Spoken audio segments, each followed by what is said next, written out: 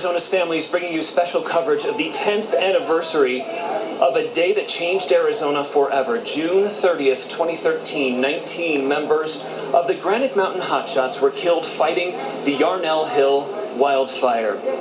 Lightning sparked the fire back on June 28th in the mountains southwest of Prescott. 2 days later, it became the deadliest wildfire in Arizona history, one of the deadliest wildfires in American history. So here we are 10 years later. Their stories and their bravery have not been forgotten.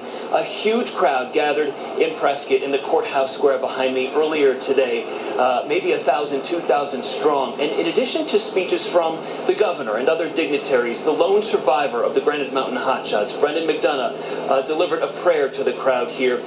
And the son of one of the hotshots, Ryder Ashcraft, son of Andrew Ashcraft, spoke about his memories of his father. Ryder is 16 years old now. He was only 6 when he lost his dad. My dad always said it's never too late to become what you might have been. I've chosen to adopt my dad's motto and be better. Will you? I love my dad. My intentional commitment to live a life as a better person every day is the way I remember him and honor him.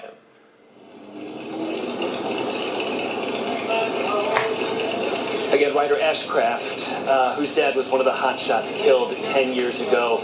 Several of those young men had babies on the way who never got the chance to meet their father, so it was especially a very nice moment to hear from Ryder in front of the crowd here today. So, of course, the loss of life is what has stuck with us through the years and brought us to Prescott and to Yarnell Hill today. But the wildfire also destroyed more than 100 homes, burning 127 homes in Yarnell. And we caught up with a few of the homeowners there to see how they have been able to rebuild. We had built our home in 2008. It was finished, and it burned in 2013. So we lost the entire property. Jerry Jones Florman and her husband lived on 13 acres in the town of Yarnell. The duo was camping on the rim of the Grand Canyon when neighbors called, warning the fire burning close to the town was erratic. They got home Saturday night. Jerry spent Sunday packing just in case they needed to evacuate. The notification came in at 4:08 that we were all to get out as quickly as possible. We'd been told we'd have several hours to get ready to evacuate, but it came, get out immediately. Her home was a total loss. A before and after photo shows the devastation. Only a few items from her great-grandmother survived. I had at the last minute cleaned out my safe with all the documents, took out of it, and thought, well, why leave it empty? So I filled it with her books and her vase that I still had. And after the fire, that's the one thing in the house that, was in perfect condition. Some items she wished she'd taken with her. I had a beautiful doll that was my mom's that was probably quite old, and I would have loved to. I wished I'd grabbed that, and I had a beautiful McCoy vase that still sings in my heart.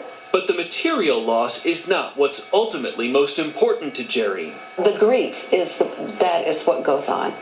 Not the things, not the houses. They're replaced by one thing or another. But those 19 men can never be replaced. Jerry says the sacrifice the fallen firefighters made has given the town inspiration to be and do better. I think maybe the death of the 19 galvanized the people to live up to that kind of a sacrifice, because it was an amazing sacrifice.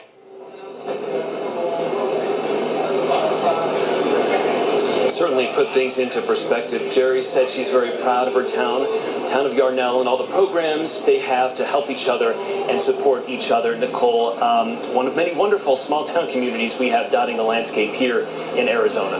Yeah, and we heard the story from Brendan McDonough earlier, and he said, and I'm sure Jerry agrees, to be worthy of their sacrifice. That's something each and every one of those community members has really taken to heart. You've talked a lot about how so much has changed over the last decade. These homeowners now recognizing the importance of defensible space, and those volunteer firefighters in Peoples Valley, they even go out and do a lot of the hard work for those families, because they want to make sure nothing like this ever happens again.